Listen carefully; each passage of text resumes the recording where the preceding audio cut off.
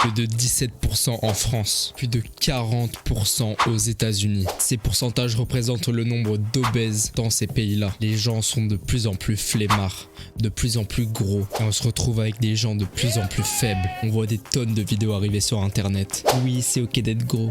Oui, c'est ok d'être une grosse merde. Non, tu as dit ça, tu es fatphobique. Tu es grossophobe. Je suis putain de grossophobe, oui. Puisque c'est pas ok d'être gros, d'être faible, rien faire de sa vie, rester sur son canapé toute la journée à rien faire, manger de la merde, être une merde, ne rien faire pour changer sa vie. Aujourd'hui, on va parler ensemble de pourquoi il faut abolir cela. Il faut retrouver ce qu'il y avait avant, des personnes athlétiques, des personnes qui faisaient du sport, des personnes fortes, pas des personnes faibles. C'est parti. Les pourcentages que je t'ai donnés auparavant représentent le taux d'obèse en France et aux États-Unis.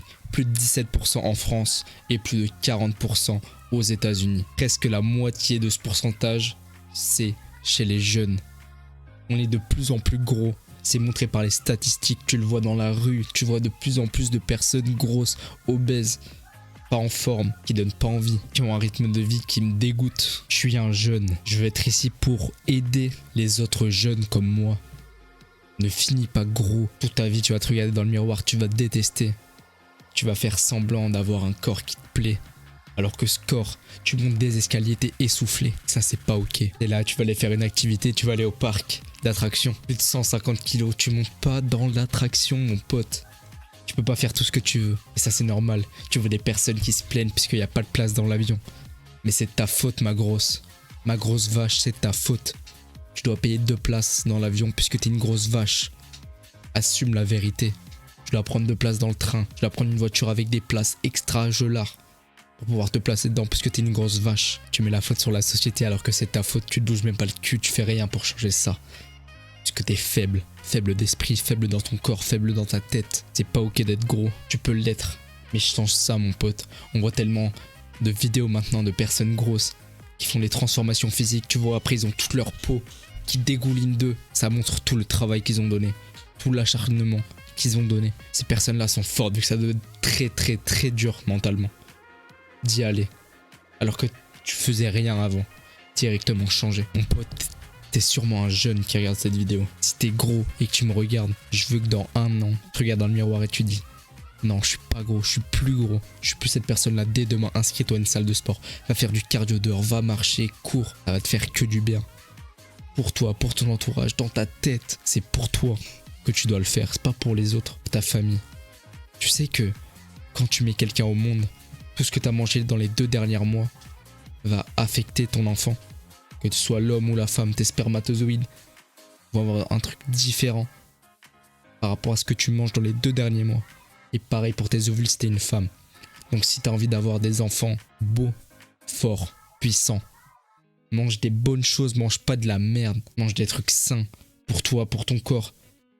Des trucs naturels. Si il y a 1500 ans on mangeait pas ça, c'est que c'est pas très bon pour toi. Mange des choses saines pour toi. Je sais que quand tu te regardes devant le miroir, pathétique. Je suis comme ça, je suis vraiment comme ça. Je me regardais comme ça avant. Je suis passé partout. Je me sentais gros, je me regardais dans le miroir. Je me sentais gros, j'aimais pas mon corps. Quand je revois les photos, j'étais pas si gros que ça. Mais je me sentais gros dans ma tête. Ensuite, je suis devenu tout skinny, tout fin. Et là, je me regardais dans le miroir. Putain, je suis tout skinny. J'aime pas mon corps. Je l'ai changé. Là, je me regarde dans le miroir. Putain, c'est qui ce beau gosse? Parce que on a travaillé pour ces personnes comme moi qui sont passées par ça. Ils ont eu les couilles d'y aller.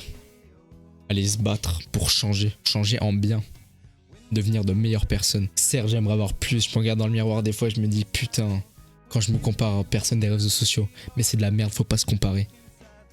C'est de la merde, il faut pas se comparer. Ça sert à rien. Et t'as une génétique totalement différente des autres personnes. T'es pas la même personne. Ce qu'ils ont eux, tu ne pourras sans doute jamais l'avoir. Ou probablement que t'auras mieux qu'eux. Tu peux pas savoir. Tu peux pas savoir si t'as pas essayé, mon pote. Dis pas que les résultats vont venir comme ça en 1 an, 2 ans. Non. Comme dans tout.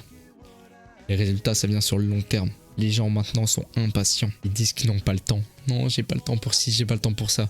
Allez hop, dernier épisode de la série. Puisque j'ai pas le temps, après je vais louper. Bah non.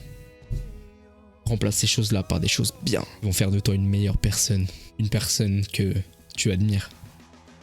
T'imagines dans ta tête la personne que tu veux être plus tard. T'imagines pas un gros loser qui se branle toute la journée, qui reste sur son canapé à regarder la télé comme une merde. T'imagines un beau gosse, plein d'argent, avec de jolies femmes, avec une famille, avec un bel entourage. Un entourage de merde. Quelqu'un qui a pris des risques. Sans prendre de risques, t'auras rien mon pote. Ne sois pas gros, deviens pas gros comme toutes ces merdes. Ne crois pas à leur propagande. Ils veulent que tu sois faible. Ne sois pas faible, deviens fort. Je t'aime fort mon pote. N'oublie pas, fais aux autres ce que tu aimerais qu'on te fasse. On se voit la prochaine. Bah